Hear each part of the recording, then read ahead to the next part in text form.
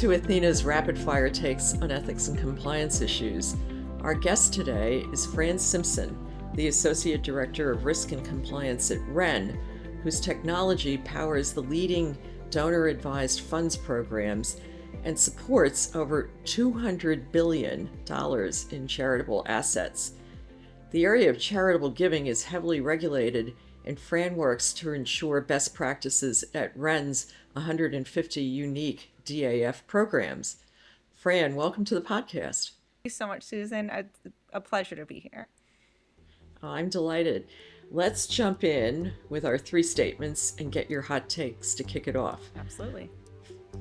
Effective ethics and compliance is easier for a public charity dedicated to doing good than a for-profit company. No, not necessarily.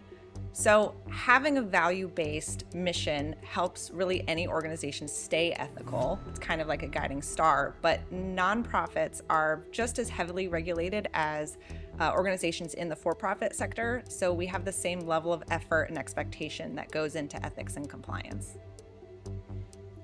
Great. Second, the best way to build an effective ethics and compliance program is to partner with your operations and meet their needs and objectives. I'm going to say no on that one. And it's a tricky question. It was kind of a trick question. We take a lot of pride in being partners to operations and supporting what they do. And I think that's a huge factor of having an effective ethics and compliance program. But it's a part of a strategy, not necessarily a silver bullet. I love that. 3, encouraging informal questions and concerns is equally as important as having a hotline and other channels to formally report concerns. Yes, 100% agree, absolutely. I think that if employees feel comfortable asking those informal, off-the-record questions, you can catch things early and remediate them and understand the issues rather than finding them out later, like in an audit, where you're spending more time reconciling what happened than actually fixing things. Great. Well, I love all those answers. So let's get into a deep dive. And you're uniquely positioned to talk about the charitable sector and the for-profit sector that interact and promote best practices. What is a donor-advised fund, and how does that structure help avoid potential conflicts? Yeah, a donor advised fund, or what we call a DAF, is essentially a charitable giving account. So a donor contributes to the fund and can take an immediate tax deduction. And then they have the ability to then recommend grants to charities over time. They don't have to do it right away or necessarily, right in that year. They kind of have the ability to let that money grow and kind of plan out their charitable giving. The key is that once the money goes into the DAF, it legally belongs to the sponsoring organization. And the donor can no longer then benefit personally from those funds. So that structure is really powerful from a compliance standpoint because it eliminates the kind of category of conflicts and personal conflict with it really ensures that the money that is going into these DAFs is going directly to the nonprofits and to enhance their charitable missions and doesn't go back to, let's say, money into a business that the donor might own or into, something else that's not directly tied to that mission. From reading the papers, I don't think those are necessarily hypotheticals. So that sounds like a better structure in a lot of regards for charities. Yeah. How do you evaluate charities for donations? So it's a little bit in the name, a donor advised fund. So when a donor says, I want to give to this charity, it's our job to then make sure that it's a sound recommendation before any money moves. We do that by kind of asking 3 questions. Is it a legitimate charity that's registered with the IRS? Are there any red flags? We'll run the recipient against the OLFAC, which is the federal sanctions list.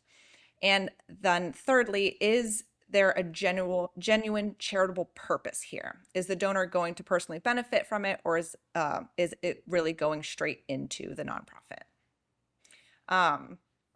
that whole review process really is the point. It layers accountability into the donor giving, that if they were to give directly, there wouldn't be that extra protective layer there.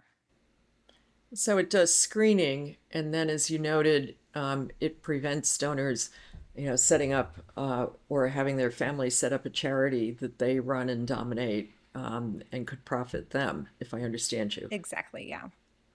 Well, let's switch gears a little bit. Tell us about your goals for your ethics and compliance program, including, you mentioned Compliance Day. Where are you after 2 years, and where do you want to go? Yeah, so I love that you bring that up. Compliance Day was really our effort to reset people's perception of what, compliance really does. Being a relatively new function to the organization, we had a unique opportunity to be able to kind of introduce ourselves on our own terms and frame compliance as a partner to every department rather than just that department that says no, which is that The stigma. one in the corner that you want to avoid, like the Yeah. dentist. So what we did was we hosted a day where really anybody could come by, play games, ask questions, and interact with us. And the more they interacted with us, they earned more chances to enter into a raffle for a giveaway. So we made it really fun, and we made sure that everybody walked away with something. We had gourmet popcorn that we sourced from a local nonprofit, so it was kind of a little tie back to Wow. what we do in the grand scheme of things, and hopefully not only they walked away with that, but also walked away with kind of more information about what we do and a better understanding of what compliance is.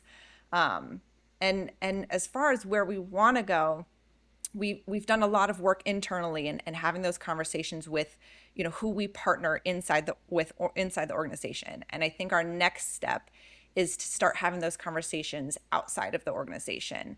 There's I think an opportunity to not only lead but facilitate conversations in the DAF space, because from a compliance perspective, if we are showing that we are self-governed and self-regulated and we're doing a really good job at doing our jobs, if we can have those conversations and leverage maybe the lessons learned and what's working and what isn't from others in this space, we can as a industry kind of show regulators that they don't need to put more regulation on us, and we can kind of protect what we do. Because with regulations, you always run the risk of, are they going to do something that might jeopardize the ability to do what you're doing? And our goal is to expand philanthropy, so we want to protect that kind of at all costs, and trying to do that from the ground up. That's a really admirable goal, and being able to scale out, as you say, self-governance, which is always more effective than just rules-driven governance, and help people identify best practices and what works in the community. You'll have to come back and tell us about that in a couple of months. Absolutely. So this was really inspiring. Thank you, Fran, for coming on the podcast. I really appreciate it. Thank you so much. It has been a pleasure, Susan. It's always wonderful to chat with you. Likewise.